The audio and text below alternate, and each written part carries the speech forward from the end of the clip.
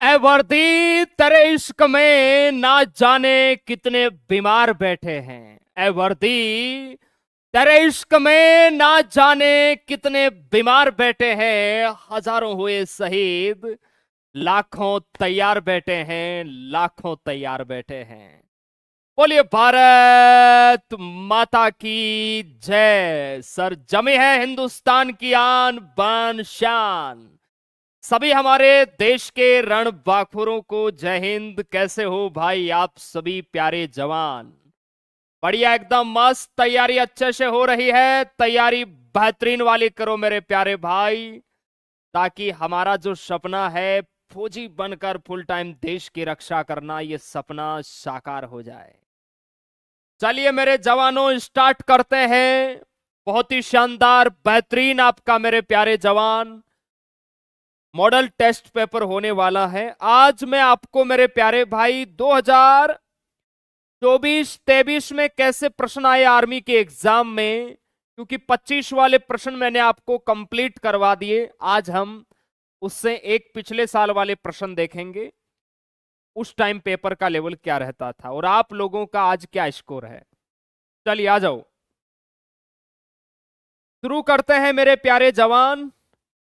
सबसे पहले इस मैदान में आ चुके हो, अपनी उपस्थिति अपनी हाजिरी भाई साहब लगाओ कि हाँ हम आ चुके हैं। सेशन को लाइक और शेयर करो और बैठ जाओ, आल्टी पाल्टी मार के बैठ जाओ मेरे प्यारे भाई।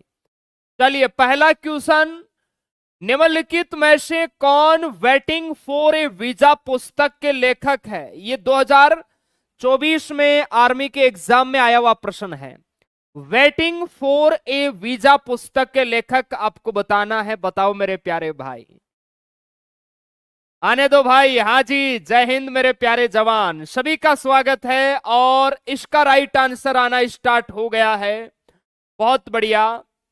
वेटिंग फॉर ए वीजा ये डॉक्टर भीमराव अंबेडकर की मेरे प्यारे भाई पुस्तक है। कौन थे? Doctor B R Ambedkar.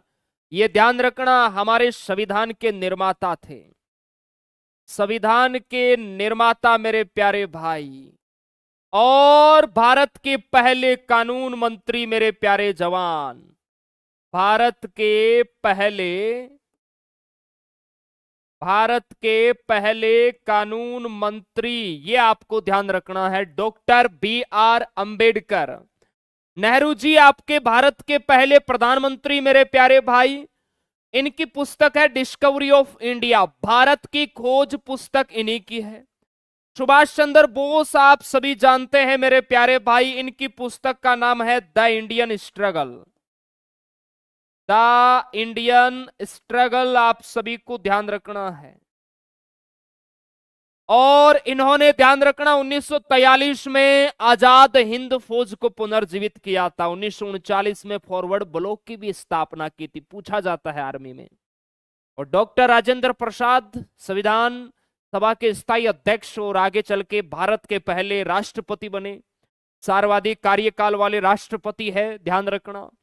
चलिए नेक्स्ट है, अगस्त 1947 में कौन सा देश भारत के साथ आजाद हुआ था? भारत के साथ किस देश को आजादी मिली थी मेरे प्यारे भाई? श्रीलंका, बांग्लादेश, पाकिस्तान, इराक? फटाफट सभी मेरे प्यारे जवान हैं वो इसका आंसर बताएंगे। तो यहां पर होगा पाकिस्तान। भारत से ठीक एक दिन पहले आजाद हुआ था पाकिस्तान, और चौधरी रहमत अली ने पाकिस्तान है वो नाम दिया था। ये भी आप सभी को ध्यान रखना है। चलिए आगे चलो भाई। निम्नलिखित में से चिल्का झील भारत के कौन से राज्य में है? और देखो अलग शिफ्ट हुई थी ना, उसमें प्रश्न आया था कि चिल्का झील कैसी झील है, ऐसा प्रश्न भी आया। और एक शिफ्ट में आ गया भाई, चिल्का झील किस राज्य में है। आर्मी हमेशा रिलेटेड प्रश्न पूछती है। तो चिल्का झील कैसी है भाई? आप कहोगे सर ये खारे पानी की झील है। कैसी झील है? खारे पानी की झील है मेरे प्यारे जवान, याद रखना है आप सभी को, ठीक है। चलिए, तो ये कहां है? उड़ीसा के अंदर है, उड़ीसा में। और मीठे पानी की झील कौन सी है भाई?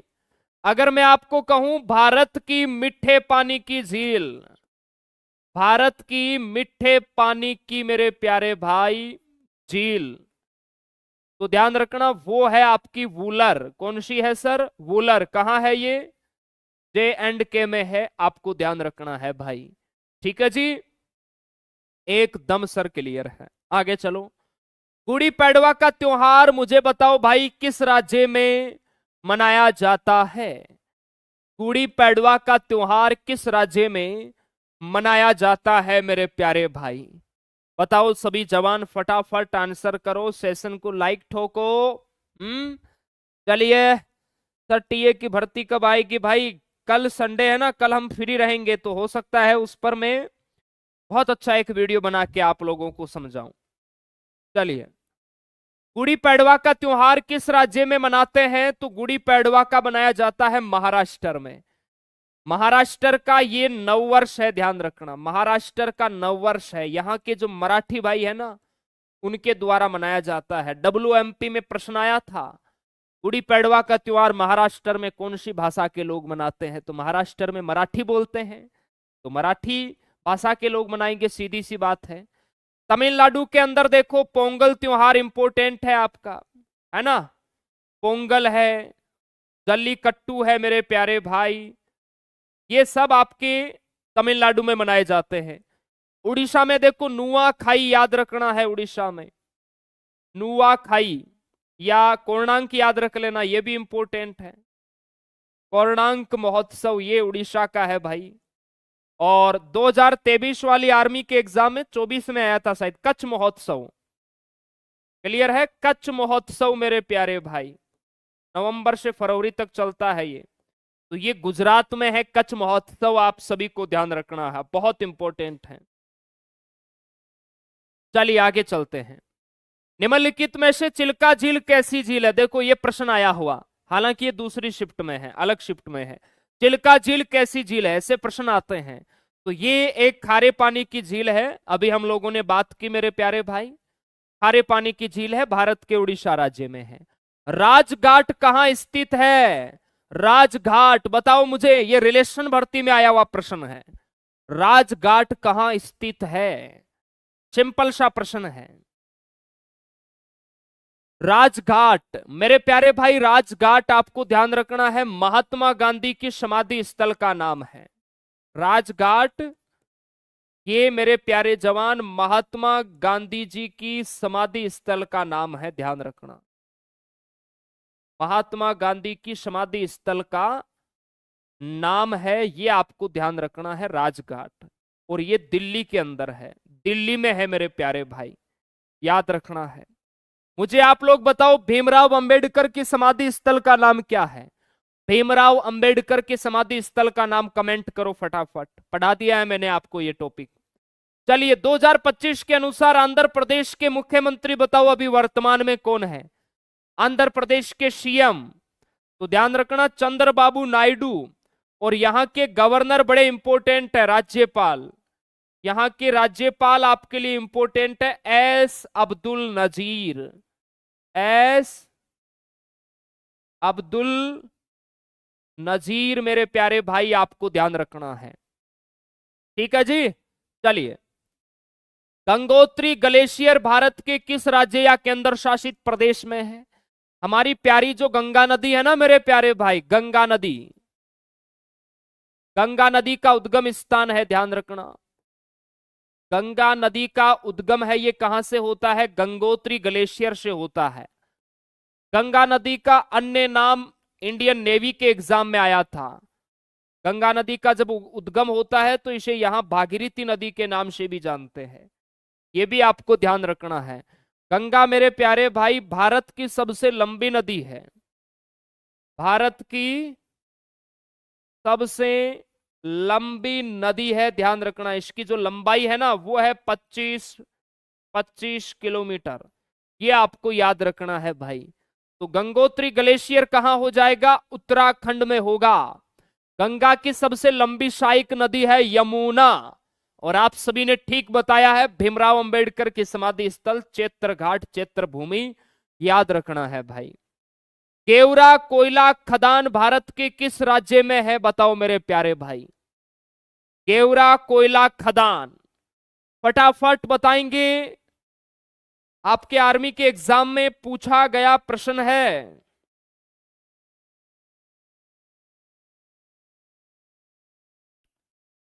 गेवरा कोयला खदान, हाँ जी। तो ध्यान रखना है, ये छत्तीसगढ़ में हो जाएगी। भारत का धान का कटोरा आप लोग कहते हैं गेवरा कोयला खदान। देखो, अगर मैं आपको कहूं भाई भारत के किस राज्य में पन्ना खाने हैं, मध्य प्रदेश में है। ध्यान रखना, हीरे के लिए प्रसिद्ध है और मध्य प्रदेश में है। मैं आपको कहूं मेरे प्यारे भाई कोलार खाने कहां है, आप कहोगे सर ये सोने के लिए प्रसिद्ध है और ये भारत के कर्नाटक राज्य में है। क्लियर है? ये खाने पूछी जाती है आपके एग्जाम के लिए, इंपॉर्टेंट है, ध्यान रखना। क्लियर है? भारत में सर्वाधिक लोहे अयस्क उत्पादन उड़ीसा में होता है, लिग्नाइट तमिलनाडु में होता है।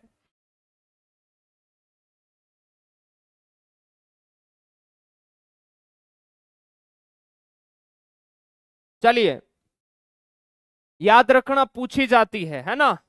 हमारे यहाँ राजस्थान के खेतड़ी में तांबा निकलता है भाई खूब सारा। ठीक है जी, चलिए बहुत बढ़िया, आगे चलो।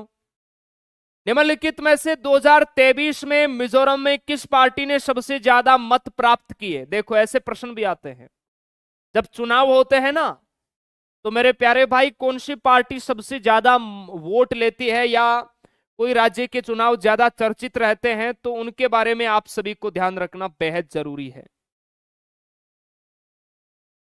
हाँ जी, तो वो है आपके कौन सी पार्टी है मिजोरम की? जोरम नेशनल लिस्ट पार्टी, यही है ना मिजोरम, याद रखना। अब देखो, मिजोरम के सीएम कौन है? रम। अरे भाई, रम कैसी होती है? रम लाल होती है, कांच के गिलास में डालना फौज में लगने के बाद, लाल दुहम्मा। तो यहां के सीएम कौन हो जाएंगे? लाल दुहम्मा। ये मिजोरम के सीएम है। आप सभी प्यारे भाइयों को ध्यान रखना है भाई। ठीक है, चलिए बहुत बढ़िया, आगे चलते हैं। जैसे अभी दिल्ली के अंदर रेखा गुप्ता सीएम बनी, तो प्रश्न आ गया कौन सी पार्टी से? भारतीय जनता पार्टी से। 2011 की जनगणना के अनुसार सर्वाधिक पुरुष व महिला साक्षरता में अंतर, सबसे ज्यादा पुरुष व महिला साक्षरता में अंतर आपको बताना है भाई, बताओ। हाँ जी, देखो, सबसे ज्यादा साक्षरता तो केरल में है, सबसे कम बिहार में है, लेकिन यहां आपको बताना है ऐसा कौन सा राज्य है जिसमें पुरुष व महिला साक्षरता में काफी अंतर है, लगभग 27% का। तो वो है राजस्थान। राजस्थान के अंदर है ना, पुरुष ज्यादा पढ़ाई करते हैं महिलाओं की तुलना में, है ना। यहाँ महिलाओं की ज्यादा मेरे प्यारे भाई पढ़ाई लिखाई नहीं होती, कि शादी करो घर बार संभालो। ये 2011 का डाटा है, वर्तमान का नहीं है। यहाँ पुरुषों की है लगभग 79 पॉइंट मेरे प्यारे भाई 19, और महिलाओं की है 52.12। अब आप देख सकते हैं कितना अंतर है। चलिए आगे चलो। मई 2025 के अनुसार कंबोडिया देश के प्रधानमंत्री बताओ भाई। कंबोडिया के प्रधानमंत्री पूछा गया है, यह प्रश्न में ध्यान रखना। कंबोडिया की मुद्रा है रियल। और ध्यान रखना, आपके एक एग्जाम में प्रश्न आता है ना, अंकोर वाट का प्रसिद्ध विष्णु मंदिर कहां है? अंकोर वाट का प्रसिद्ध विष्णु मंदिर कहां है? तो वो आपका यहां पर ही है, ध्यान रखना है। क्लियर है? मुद्रा है रियल। राजधानी बताओ आप लोग फटाफट। राजधानी क्या है भाई? कंबोडिया की राजधानी नाम पने है। क्लियर है? कैपिटल क्या हो जाएगी? नाम पने है, ध्यान रखना।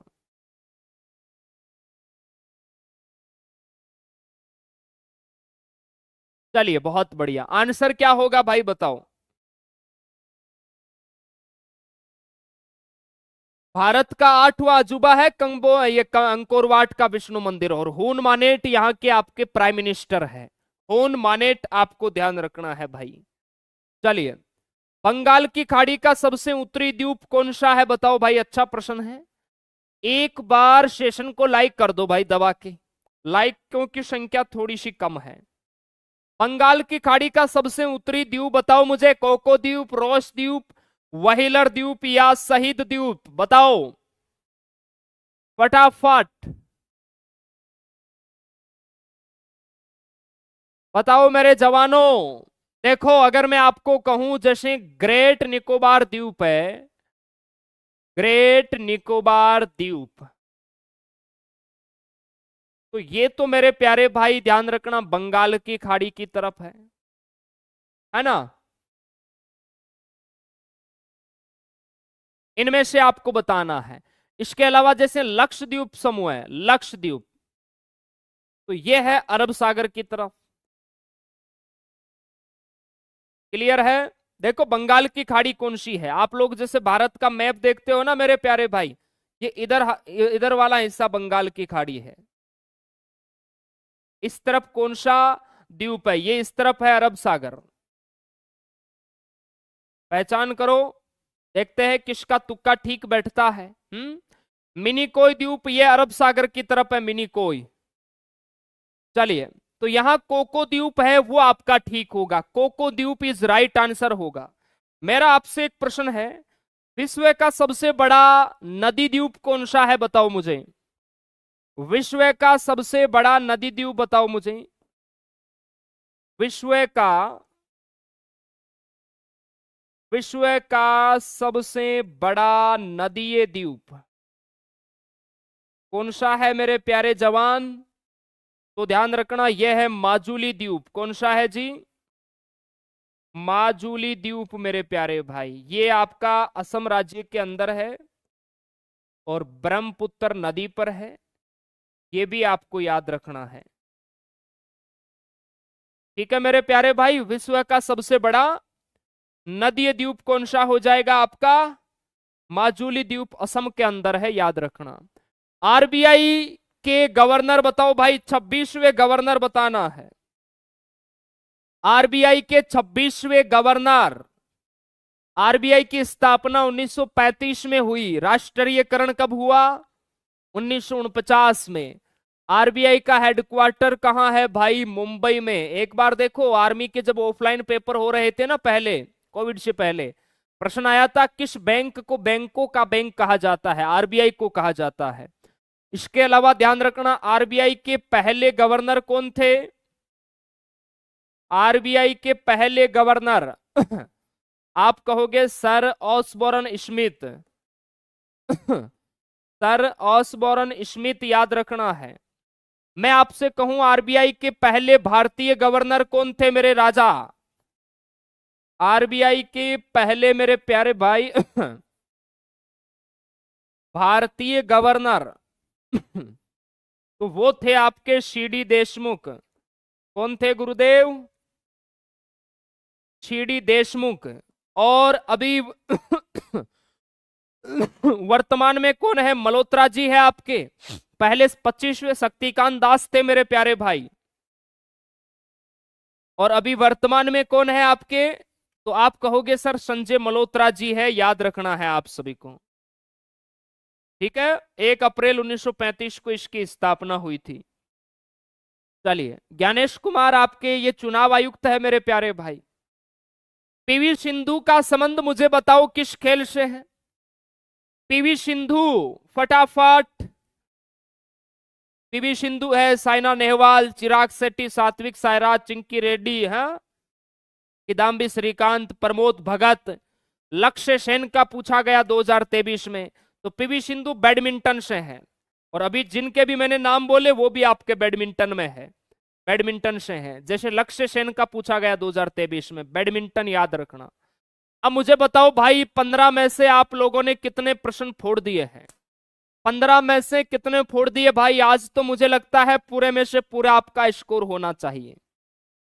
ठीक है, चलिए, आप सभी को भी अगर आर्मी के पूरे प्रीवियस ईयर पेपर चाहिए ना, तो आप इस वाली बुक को फ्लिपकार्ट से ऑर्डर कर देना। ठीक है मेरे प्यारे भाई, चलिए अच्छे से करो पढ़ाई, हमारी शुभकामनाएं आपके साथ है। और कल संडे है, तो कल में टीए भर्ती हो गई, रिलेशन भर्ती हो गई, उनकी भी जानकारी है वो आपको वीडियो के माध्यम से दूंगा मेरे प्यारे भाई। चलिए बहुत बहुत धन्यवाद। आगे डीएस गुरु आ रहे हैं, पूरा टेस्ट लगाइए। आइए सर, थैंक यू भाई।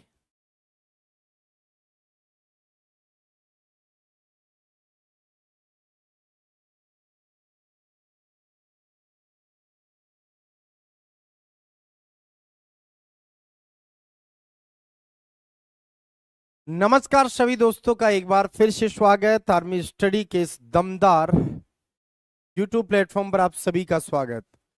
उम्मीद आशा है सभी अच्छे होंगे, मस्त होंगे और जबरदस्त तैयारी आप लोग कर रहे होंगे। तो चलिए दोस्तों स्टार्ट करेंगे हमारे आज के शानदार इस मॉडल पेपर में और अच्छे सवालों के साथ। तो डेली आपको नए सवालों से रूबरू होने का बेहतरीन मौका इस प्लेटफॉर्म पर मिल रहा है। डेली लगाओ टेस्ट, क्योंकि ये टेस्ट ही दोस्तों आपकी एक ताकत बनेंगे। जब एग्जाम में आप बैठोगे तो यही आपकी ताकत बनकर उभरेंगे जी। तो चलो एक बार सेशन को दबा के लाइक करो और दबा के शेयर करो, क्योंकि जब तक तोड़ेंगे नहीं तब तक छोड़ेंगे नहीं हम, क्योंकि प्रण लिया है अब की बार हर हाल में फौजी बनना है। चलिए तो शुरुआत करते हैं पहले सवाल से। और पहला सवाल है, चुंबकीय फ्लक्स का मात्रक वेबर, गोस, हर्ट्ज या टेस्ला? बताओ देखें, चुंबकीय फ्लक्स का मात्रक कौन सा है? Magnetic flux.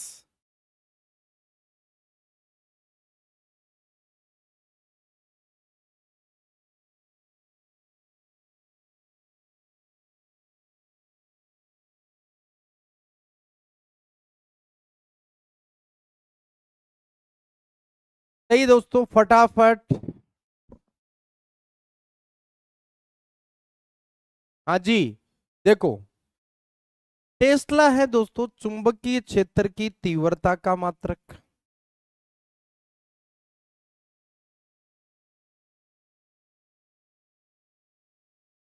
इंटेंसिटी है ना। और हर्ट्ज होता है आपके आवर्ती का। ये होता है चुंबकीय प्रेरण का। और बचा कौन सा? वेबर, जो चुंबकीय फ्लक्स का मात्रक होगा। इस सवाल का फर्स्ट ऑप्शन एकदम राइट हो जाएगा जी। तो चुंबकीय फ्लक्स का मात्रक कौन सा होगा? वेबर हो जाएगा। कैमरे का कौन सा भाग आंख की रेटिना की तरह कार्य करता है? बताओ भाई, कैमरे का कौन सा भाग आंख की रेटिना की तरह काम करता है? प्रकाश छिद्र, शटर, लेंस या फिल्म? अब ये देखो, ये सवाल है लॉजिकली सवाल कि हम कैमरे भी देखते हैं, आंख तो देखते ही हैं। आंख का कौन सा भाग जो कैमरे के उस भाग के समान होगा, या कैमरे का कौन सा भाग आंख की रेटिना की तरह काम करेगा? तो वो होगा मेरे भाई फिल्म। लेंस मत करो, लेंस नहीं होगा। रेटिना पर वस्तु का क्या बनता है जी? प्रतिबिंब बनता है। ये थोड़ा सा अपन को सोचना है। और जब यहां पर प्रतिबिंब बनता है तो कैमरे में फिल्म वाले भाग पर क्या बनेगा? प्रतिबिंब बनेगा। निम्नलिखित में से कौन सी किरणें आवेश रहित होती है? चार्जलेस। आवेश रहित का मतलब होता है चार्जलेस, जिस पर कोई भी चार्ज या कोई भी आवेश नहीं होता। तो बताओ देखिए, बीटा, बीटा तो नेगेटिव होती है। एक्स किरणें ये बिल्कुल उदासीन है। ये अल्फा, अल्फा आपके प्लस होती है। कैथोड किरणें भी माइनस होती है। तो बची कौन सी? एक्स किरणें। एक्स और गामा दो किरणें आएगी दोस्तों जो आवेश रहित होती है, जिन पे कोई चार्ज नहीं होता, न्यूट्रल मानी जाती है। अगला है, विद्युत केतली में पानी गर्म होता है चालन के कारण, सेवन विकिरण या अणुओं की गति के कारण? भाई इलेक्ट्रिक केटली जो होती है उसके अंदर पानी जो गर्म होता है वो उष्मा संचरण की किस विधि से होता है? ये सवाल पूछ रहा है। तो देखो, चालन जो है ना, ये केवल ठोस में होता है जी। इसमें ठोस में। केतली में पानी गर्म हो रहा है जी। गर्म कौन आ रहा है? पानी। पानी एक द्रव है और द्रव और गैस के अंदर सेवन विधि से होगा। और सूर्य की उष्मा पृथ्वी पर किस विधि से आती है? सूर्य की उष्मा पृथ्वी पर किस विधि से आती है? तो रेडिएशन बोलते हैं इसको, विकिरण मेथड बोलेंगे हम, विकिरण विधि से आती है। अगला देखो, वाहनों में पीछे का दृश्य देखने के लिए प्रयोग करते हैं समतल दर्पण, अवतल, उत्तल या सभी। ये आप देख रहे हैं गाड़ी का एक साइड मिरर होता है, इसको हम पार्श्व दर्पण बोलते हैं। पार्श्व दर्पण या इसको साइड मिरर के नाम से भी जानते हैं। पार्श्व दर्पण या साइड मिरर के नाम से जानते हैं। बिल्कुल, बहुत बढ़िया, शाबाश। कहते हैं मंजिल उन्हीं को मिलती है जिनके सपनों में जान होती है। मंजिल उन्हीं को मिलती है जिनके सपनों में जान होती है। अरे पंखों से कुछ नहीं होता, हौसलों से उड़ान होती है, हौसलों से उड़ान होती है। तो जोश जुनून जज्बा होना चाहिए फौज में जाने का। तो साइड मिरर जो होता है वो हमारा दर्पण होता है, वो है उत्तल, मतलब कॉन्वेक्स मिरर होता है। कॉन्वेक्स मिरर होगा, ये आपको ध्यान रखना है। ओके, चलो जी। जब कोई वस्तु दो समांतर दर्पणों के बीच रखी जाती है तो बने हुए प्रतिबिंब कितने बनेंगे? भाई, दो दर्पण रखे हुए इस तरीके से, इनके बीच में एक वस्तु है, जैसे मोमबत्ती है, ये पॉलिश की हुई है, दर्पण है। तो इसकी इमेज कितनी बनेगी, प्रतिबिंब कितने बनेंगे इसके, इसके इमेज कितने बनेंगे? तो दोस्तों, इमेज प्रतिबिंब निकालने का एक सूत्र होता है, n बराबर 360/थीटा। अब आपको थीटा लाना है, एंगल कैसे लाएंगे भाई? समांतर दे रखा है पैरेलल, पैरेलल में आता है तो थीटा का मान 0 डिग्री आ जाएगा। तो चलो n बराबर 360/0, तो 0 का भाग देंगे तो इनफाइनाइट, अनंत प्रतिबिंब बनेंगे उसके। तो यहां पर डी वाला ऑप्शन एकदम राइट हो जाएगा जी। कौन सा विटामिन त्वचा में चमक लाता है? CDAE। भाई, त्वचा में ग्लो लाता है, और जब त्वचा में ग्लो लाएगा तो ये मान लो कि सुंदरता, ब्यूटी, तो ब्यूटी विटामिन कौन सा है, बस इतना आइडिया लगाओ भाई। भाई, त्वचा में चमक आएगी तो सुंदर दिखेगा, है ना, चमकदार दिखेगा, तो उसमें चमकी आएगी तो सुंदर दिखेगा, और सुंदरता का विटामिन ई होता है। आंख से रिलेटेड अगर पूछता तो फिर दोस्तों विटामिन ए होता है। हड्डी से रिलेटेड पूछता तो विटामिन डी होता। मसूड़ों से रिलेटेड पूछता तो विटामिन सी हो जाता, है ना। हर विटामिन का किसी ना किसी से रिलेशन है जी। देखो मैन आ गई, ये विटामिन ए के बारे में जी, कि इसका प्रथम नहीं प्रमुख स्रोत, या प्रमुख स्रोत, प्रथम स्रोत एक ही बात है, गाजर। संक्रमण रोधी विटामिन बोलते हैं इसको। इसका निर्माण और संश्लेषण हमारे लीवर में होता है। विटामिन बी का प्रमुख स्रोत हरी सब्जियां हैं, शरीर का ताप नियंत्रण करती है ये। विटामिन सी का प्रमुख स्रोत लीची और आंवला। जिन प्रमुख स्रोत का मतलब होता है सबसे ज्यादा किसमें है। प्रतिरक्षी प्रणाली विटामिन है, प्रतिदिन सबसे ज्यादा चाहिए क्योंकि पेशाब से मूत्र से बाहर निकल जाती है। विटामिन डी का प्रमुख स्रोत सूर्य का प्रकाश, इसलिए इसको सनशाइन विटामिन या धूप का विटामिन बोलते हैं, धूप का विटामिन भी बोलते हैं। और कैल्शियम की मात्रा को ये कंट्रोल करती है। तभी तो है, हड्डियों से रिलेटेड है। हाँ जी, चिंपैंजी देखो कितना सुंदर दिख रहा है ना, कैसे देख रहा है तिरछी नजरों से। चिंपैंजी में गुणसूत्रों की संख्या, गुणसूत्र को इंग्लिश में बोलते हैं chromosome. Number of chromosome in chimpanzee. Chimpanzee में गुणसूत्र कितने हैं? 23, 48, 46, 78। भाई चिंपैंजी और बंदर, दोनों में गुणसूत्रों की संख्या में फेरबदल होता है, अंतर होता है। देखो 46 तो होगा नहीं, 46 तो मनुष्य में होगा। इसमें होगा मनुष्य में। अगर बंदर का पूछता तो फिर 42 करते हम। 48 होता है किसमें? चिंपैंजी में। और हमारे युग्मक जो होते हैं ना, शुक्राणु और अंडाणु, शुक्राणु व अंडाणु, उसमें 23 होते हैं, अर्ध गुणसूत्र से बनते हैं। तो ये आपको ध्यान रखना, चिंपैंजी वाला सवाल पूछा जा चुका है तो रिपीट होने के चांसेस भी बनते हैं, इसके ये ध्यान रखना। ये देखो मेन मेन याद कर लो। मनुष्य में 46, बंदर में 42, कुत्ते में 78, चूहे में 40, मेंढक में 26, घरेलू मक्खी में 12 और मटर में 14। स्क्रीनशॉट ले मारो, मेन मेन यही है जिनसे घूम फिर के गुणसूत्र पूछे जा रहे हैं। चलो अब आगे बढ़े। एप्सम का औद्योगिक नाम क्या है? Magnesium sulphate, ferrous sulphate, lead oxide, lead peroxide. दोस्तों एप्सम को हम इप्सम लवण भी कहते हैं, तो इप्सम लवण या इप्सम साल्ट कहते हैं, और इसको एंटी डायरिया बोलते हैं जी।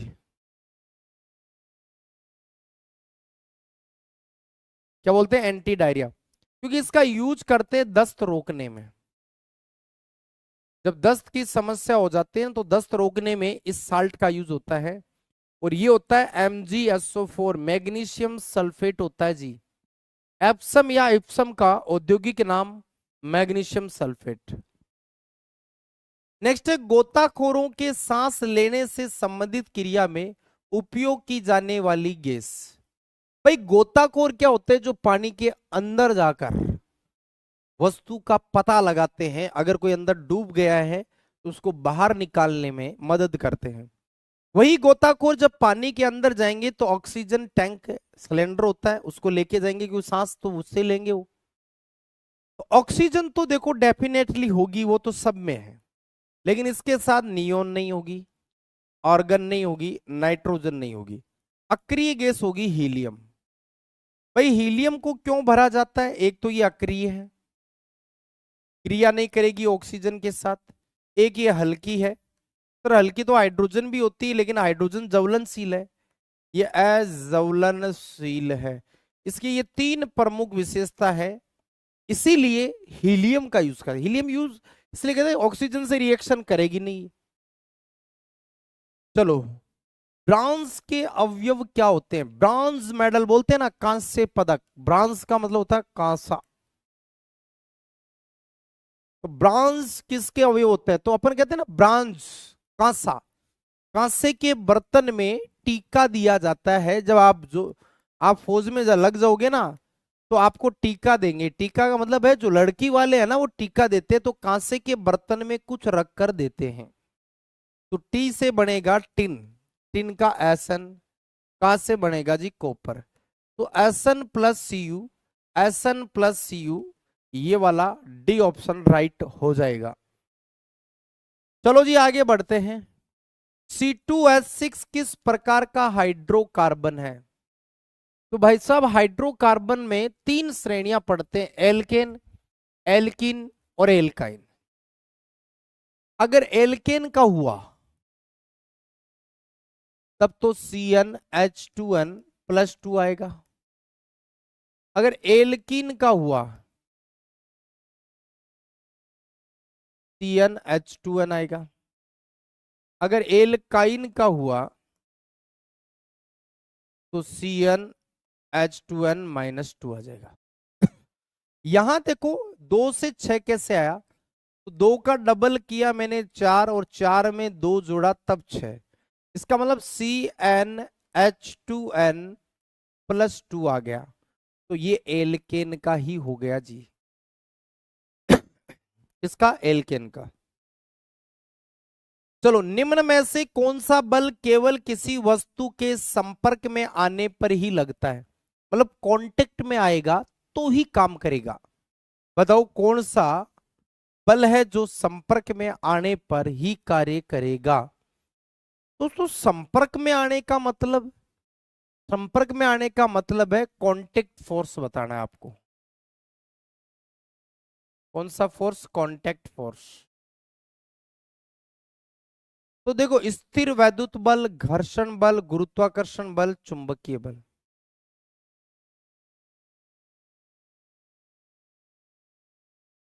आप खुद देखो, विद्युत बल ये तो दूर से खींच ले भाई, हाई टेंशन लाइन है वो तो दूर से खींच लेती है, तो ये तो नॉन कांटेक्ट है। गुरुत्वाकर्षण ऊपर फेंकते हैं, बिना कांटेक्ट के लग रहा है। चुंबकीय, चुंबक भी दूर से खींच लेते हैं, तो ये नॉन कांटेक्ट है। कांटेक्ट एक ही रहा, घर्षण बल, फ्रिक्शन फोर्स हो जाएगा, है ना। एक वस्तु जब दूसरी वस्तु की सतह पर ऐसे चल रही है तो उनके बीच में लगने वाला बल घर्षण बल कहलाएगा, फ्रिक्शन फोर्स कहलाएगा। चलो जी अगला, फेरस क्लोराइड का आणविक सूत्र क्या होगा? Fe2Cl, FeCl2, Fe2Cl2, FeCl। तो फेरस क्लोराइड का सूत्र क्या होगा बताइए देखे। तो इसका एक ही जवाब होगा FeCl2, है ना, फेरस सल्फेट, FeCl2 हो जाएगा। चलो जी आज का अंतिम और लास्ट क्वेश्चन, निम्नलिखित में किसको पीटकर पतली चादर में परिवर्तित कर सकते हैं? जस्ता, फास्फोरस, सल्फर, ऑक्सीजन। कौन है जिसको पीटकर एक पतली चादर बना सकते हैं? तो पीटकर चादर में बदलना ये गुण कहलाता है आघातवर्धेय। कौन सा? आघातवर्धेय। और ये मैक्सिमम जो गुण है ना, ये नंबर 1 पर सोना और नंबर 2 पर चांदी है। क्या सोना और चांदी है? सर ऑप्शन ही नहीं है। अरे ऑप्शन नहीं है तो ये तो सोचो, नहीं है तो कोई दिक्कत नहीं, ये किसका गुण है? ये धातु के अंदर मेटल में पाया जाता है, तो आप मेटल ढूंढो इसमें, तो मेटल जस्ता है। ये धातु है जिंक, जबकि फास्फोरस, सल्फर, ऑक्सीजन ये नॉन मेटल है, इनमें है ही नहीं। इनमें तो भंगूर प्रकृति पाई जाती है, पीटने पर पतली चादर नहीं बिखर जाती है, तो यहां जस्ता होगा। अब बताओ आज के इस टेस्ट में 15 में से आपने क्या स्कोर किया होगा? उम्मीद है सबने अच्छा स्कोर किया होगा और लगाइए बढ़िया तरीके से। अगले सप्ताह में हम और तगड़े और धांसू सवालों के साथ मिलेंगे विथ डायग्राम, जहां जरूरत होगी वहां डायग्राम भी मिलेगा। ओके, जय हिंद, जय भारत।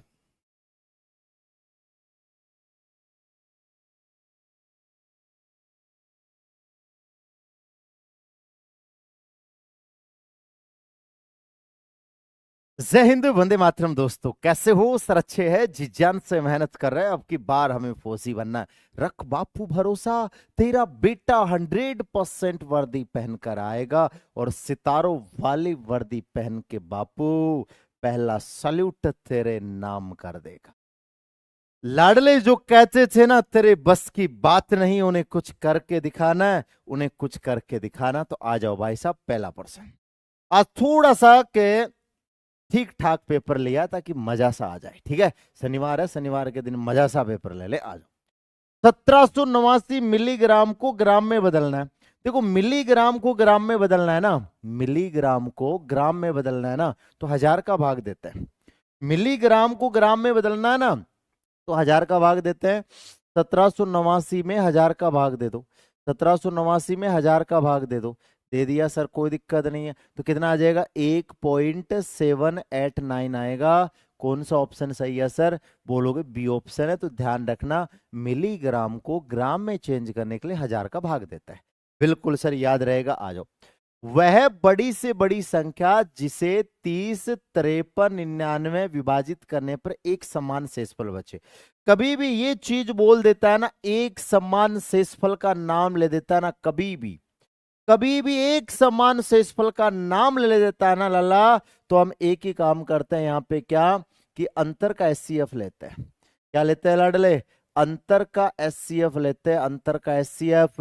बोलोगे यस सर, कोई दिक्कत नहीं है। तो इन सारी संख्याओं का अंतर ले लो और उसका एचसीएफ निकाल दो। तो सर सबसे पहले कौन सी है सर? 30 है। फिर कौन सी है सर? 53 है। और फिर कौन सी है सर? बोलोगे 99। तो भाई साहब इनका क्या ले लो सर? इनका क्या ले लो? अंतर। तो सबसे पहले इनका अंतर ले लो। आ जाओ। अंतर लेंगे ना तो इसका अंतर 23 हो जाएगा, 23। क्लियर है सर। अब इन दोनों का अंतर ले लो, तो इन दोनों का अंतर कितना आएगा सर? इन दोनों का अंतर 46 आ जाएगा सर। बोलोगे क्या सर? अब बोलोगे सर इन दोनों का अंतर ले लो, इन दोनों का अंतर 69 आ जाएगा, 69। बोलोगे क्या सर? तो ले लो 23, बोलोगे सर 46, और बोलोगे कि सर 99, वो सॉरी 69। इनका अंतर कितना आ जाएगा सर? इनका अंतर आ गया, अंतर का एचसीएफ तो घर पे बैठ के निकालना, इसका एचसीएफ 23 होता है, 23। क्लियर है? बोलोगे यस सर, ऑप्शन हमारा बी आंसर सही है, बी। क्लियर है? बोलोगे कि सर एकदम परफेक्ट है। आ जाओ भाई साहब, तूफानी अंदाज में चलते हैं। जब एक पासा उछाला जाता है तो कितने परिणाम होते हैं? तो पासा में 6 फलक होते हैं, इसलिए 6 परिणाम होते हैं। बोलोगे यस सर। पासा में कितने होते हैं सर? पासा में 6 फलक होते हैं, इसलिए 6 परिणाम होते हैं। क्लियर है? बोलोगे यस सर, कोई दिक्कत नहीं। आ जाओ। 7 लड़कों की औसत आयु 20 वर्ष है, तो योग ज्ञात करो। देखो योग कैसे ज्ञात करते हैं? औसत से योग गुणा करवा देते हैं। औसत से योग निकालने के लिए क्या करवा देते हैं? गुणा करवा देते हैं, गुणा। तो आंसर कितना हो जाएगा? 140 हो जाएगा, 140। सी ऑप्शन है ना, वो आपका आंसर सही है। कोई दिक्कत इसमें नहीं है सर। वह छोटी सी छोटी संख्या ज्ञात करो, 175 में से घटाने पर पूर्ण संख्या, पूर्ण घन, पूर्ण वर्ग बन जाए। क्या बन जाए? पूर्ण वर्ग। 175 में क्या घटाऊं ताकि स्क्वायर बन जाए? 175 में क्या घटाऊं ताकि स्क्वायर बन जाए? तो 175 में पहले 3 घटाऊं, 3 घटाने पर 172 आएगा, नहीं बना sir, this is wrong. Clear है? ठीक है। आप बोलोगे सर 175 में 2 घटाओ, 2 घटाने पर 173 आएगा सर, नहीं बना, कोई दिक्कत इसमें नहीं है। ठीक है सर। 175 में सर बोलोगे 7 घटाओ, 7 घटाएंगे तो 168 आएगा सर, नहीं बना सर, कोई दिक्कत नहीं। 175 में 6 घटाओ, 6 घटाने पर 169 आएगा। 169 क्या होता है? 13 का स्क्वायर होता है सर। ऑप्शन कौन सा हो जाएगा सर? डी ऑप्शन हो जाएगा, डी। क्लियर है? आनंद है इसके तो मजे ही मजे। आ जाओ। परिमेय संख्या और अपरिमेय संख्या का गुणनफल होता है। परिमेय संख्या और अपरिमेय संख्या का गुणनफल होता है। लाडले ये भी हाल ही में नंबर सिस्टम में पढ़ा है। कभी परिमेय संख्या हो सकता है तो कभी अपरिमेय। याद रखना, क्या ये लिखवा भी रखा है, मैंने बोल रखा है याद करना है। तो परिमेय को आपने अपरिमेय से गुणा करवाया तो वो कभी परिमेय भी हो सकता है और कभी अपरिमेय भी हो सकता है, ये ध्यान रखना। क्लियर है? बोलोगे सर? आ जाओ सर। आयताकार क्षेत्र का क्षेत्रफल 270 है, लंबाई 30 है, चौड़ाई ज्ञात करो। देखो आयत का क्षेत्रफल होता है लंबाई इंटू चौड़ाई। आयत का क्षेत्रफल क्या होता है लला? लंबाई इंटू चौड़ाई होती है, लंबाई इंटू चौड़ाई। बोलोगे यस सर। लंबाई कितनी है सर? 30 है। चौड़ाई हमें निकालनी है। क्षेत्रफल कितना है सर? क्षेत्रफल आपका 270 है, 270। क्लियर है? बोलोगे यस सर। गुणा में है, भाग दे दो सर। गुणा में ना तो क्या कर दो सर? भाग कर दो। 270 में 30 का भाग कर दो। 270 में 30 का भाग करेंगे ना तो बोलोगे सर 9 हो जाएगा। ऑप्शन हमारा बी आंसर सही है, बी। क्लियर है? बोलोगे कि सर एकदम परफेक्ट है। आ जाओ भाई साहब। सर विषम खोजे, विषम खोजे नहीं मतलब अगला पद खोजे, विषम खोजे। इनमें ये बताना है कि भाई विषम का मतलब अलग पद कौन सा है, अलग बताना है। ये डेश डेश नहीं है, काट दो इसको। क्लियर है? इसमें बताना है विषम पद कौन सा है। ये बताओ इसमें विषम पद कौन सा है, अलग कौन सा है।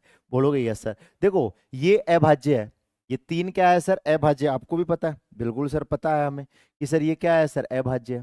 सर ये भी क्या है सर? ये भी अभाज्य है सर। और ये भी क्या है सर? ये भी अभाज्य है सर। बोलोगे 11 क्या है सर? 11 भी अभाज्य है। लाडली ये 9 है ना, 9 ये भाज्य है, भाज्य। इसलिए विषम पद कौन सा हो जाएगा सर? 9 हो जाएगा, 9। विषम पद का मतलब ऐसे नहीं विषम संख्या बताए, अलग कौन सा है। विषम का मतलब होता है अलग कौन सा। क्लियर है? आ जाओ। एक संघीय विद्यालय में 70% विद्यार्थी है और यदि लड़कियों की संख्या 256 है तो कुल संख्या निकालनी है, कुल। तो आ जाओ, कुल मान लेते हैं 100 है। अल्लाह, कुल कितना मान लेते हैं सर? कुल हमारा 100 है, 100। बोलोगे यस सर। इसमें देखो बोलोगे कि सर लड़के कितने हैं? बॉयज है ना 70 है। 70 बॉयज है तो गर्ल्स कितनी हो जाएगी सर? 30 हो जाएगी, 30। गर्ल्स कितनी हो जाएगी? 30 हो जाएगी। भाई टोटल 100 लड़के हैं, 100 स्टूडेंट है, 100 में से 70 लड़कियां है तो लड़कियां, लड़के 70 है तो लड़कियां कितनी बच गई सर? 30 बच गई, 30। अब कितना आ जाएगा सर? 255 आ जाएगा, 255। क्लियर है? बोलोगे यस सर। लड़कियों को लड़कियों के बराबर रख दो तो सर एक बराबर निकालेंगे, भाग दे दो। 225 में 30 का भाग दे दो। सर हमें क्या निकालना? कुल निकालना, कुल। तो 100 से गुणा करवा दो।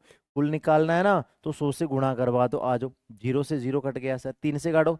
3 सत्ते 21, 3 पंजे 15, तो आंसर आ जाएगा 750। कौन सा ऑप्शन सही है सर? डी ऑप्शन है ना, वो आपका आंसर सही है। इनमें से कोई नहीं हमारा आंसर हो जाएगा। आ जाओ देखो सर, एक कार्यालय में 20 श्रमिकों की औसत आय है ना, औसत आय है ना, औसत आय वो 19,000 रुपये है। तो योग ज्ञात करो। तो योग अभी बताया ना कैसे निकालते हैं सर, औसत से योग निकालने के लिए गुणा करवा देते हैं। औसत से योग निकालने के लिए क्या करवाते हैं सर, गुणा करवा देते हैं, गुणा। आज नंबर नहीं कटने चाहिए, बोलोगे यस सर, कोई दिक्कत नहीं है, ठीक है। जिनके टॉपिक नहीं पढ़े वो तो अपने हिसाब से करो, जिनके पूरे टॉपिक पढ़े हो ना उनका गलत नहीं होना चाहिए। क्लियर है? आ जाओ सर। देखो सर, एक वर्ताकार बेलन की ऊंचाई है ना 15 सेमी, आधार की त्रिज्या 7 है, आयतन ज्ञात करो। मैंने बताया था बेलन में 11 का भाग दे लो, बेलन का। वैसे देखो सूत्र से करना चाहो तो सूत्र क्या है, आयतन का जो सूत्र होता है ना वो होता है पाई आर स्क्वायर एच। बेलन के आयतन का जो सूत्र होता है ना वो होता है पाई आर स्क्वायर एच। बेलन के आयतन का जो सूत्र होता है ना वो होता है पाई आर स्क्वायर एच। क्लियर है? बोलोगे यस सर कंफर्म है आज? तो बोलोगे कि सर यहां से अपन बात करें ना तो बोलोगे कि सर बेलन में 11 का, बेलन है ना तो 11 का भाग देख के चेक कर लो। सर 11 का भाग इसमें जा रहा है, बोलोगे सर इसमें नहीं जाता, सर इसमें भी नहीं जाता, इसमें भी नहीं जाता। 11 का भाग सिर्फ एक ही ऑप्शन में जाता है, कौन सा? पहला ऑप्शन है ना, इसी में जाता है। यदि आप सूत्र से करना चाहते हो तो सूत्र का मान इसके अंदर रख लो। आ जाओ भाई साहब, क्या कहता है? एक मोटरसाइकिल 360 मीटर की दूरी 18 सेकंड में तय करती है। 360 मीटर की दूरी 18 सेकंड में तय करती है, तो हमें चाल गति ज्ञात करनी है भाई साहब। क्या करनी है? इसकी गति हमें ज्ञात करनी है। तो लाडले गति ज्ञात करे, यहां पे लिख दो चाल। लला यहां पे लिख दो चाल ज्ञात करो, चाल जिसे अपन गति बोलते हैं। आ जाओ। तो सर चाल कैसे निकालते हैं? देखो चाल का फॉर्मूला होता है दूरी बड़ा समय, चाल का फॉर्मूला होता है दूरी बड़ा समय। क्लियर है? बोलोगे यस सर। दूरी कितना है सर? बोलोगे सर दूरी हमारा 360 है। बोलोगे यस सर। और समय कितना है सर? 18 है। 18 भाग दे दो, 18 दूनी 36 आ जाएगा। बोलोगे सर कौन सा ऑप्शन सही है? फर्स्ट ऑप्शन है ना, वो आपका एकदम परफेक्टली आंसर है, सही। आ जाओ। एक आयत की भुजाएं 15 मीटर और 8 मीटर है, तो परिमाप ज्ञात करना है। तो परिमाप का फॉर्मूला क्या होता है लला? परिमाप का फॉर्मूला होता है 2 कोष्टक L प्लस बी होता है। 2 कोष्टक L प्लस बी होता है। मान रख दो 2, लंबाई कितनी है सर? 15, चौड़ाई कितनी है सर? 8, लंबाई 15, चौड़ाई कितनी है? 8, तो जोड़ लो 2 इंटू 15 8 23 हो गया, 23 दूना कितना हो गया? 46। तो बोलोगे सर आंसर हो जाएगा 46 मीटर। बोलो रप्पा रप्पा काटना ऐसे लाडले, ऐसे इजी पेपर आ जाए ना तो छोड़ना नहीं है। आ जाओ। ए और बी एक काम को 10 और 15 दिन में कर सकते हैं, दोनों मिलकर कितने दिन में करेंगे? आ जाओ। सर ए कितने दिन में कर सकता है? 10 दिन में। बोलोगे यस सर। सर बी कितने दिन में कर सकता है सर? बी है ना लाडले वो कर सकता है 15 दिन में। बोलोगे यस सर।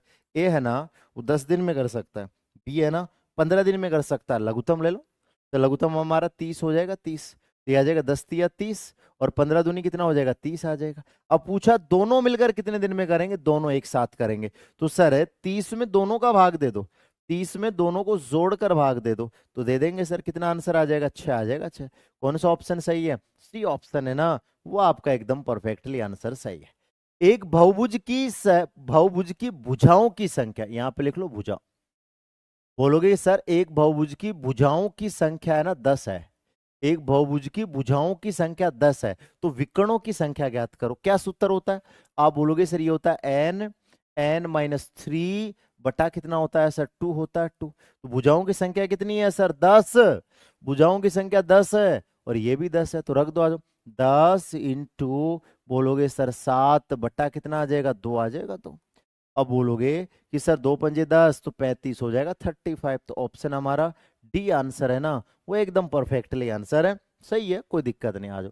रघु अपने घर से अपनी कार चलाना शुरू करता है, ठीक है। रघु अपने घर से अपनी कार चलाना शुरू करता है, 8 किलोमीटर उत्तर में जाता है। 8 किलोमीटर कहाँ जाता है सर? 8 किलोमीटर उत्तर में जाता है, उत्तर में, ठीक है, कोई दिक्कत नहीं। फिर 6 किलोमीटर पूर्व में जाता है। बोलोगे सर यहां से 6 किलोमीटर कहाँ जाता है सर? 6 किलोमीटर पूर्व में जाता है, ठीक है सर। उसके बाद दाएं 10 किलोमीटर जाता है, उसके बाद दाएं, ये दाएं जाता है 10 किलोमीटर। बोलोगे यस सर। दाएं कितना जाता है सर? दाएं 10 किलोमीटर जाता है, 10 किलोमीटर। क्लियर?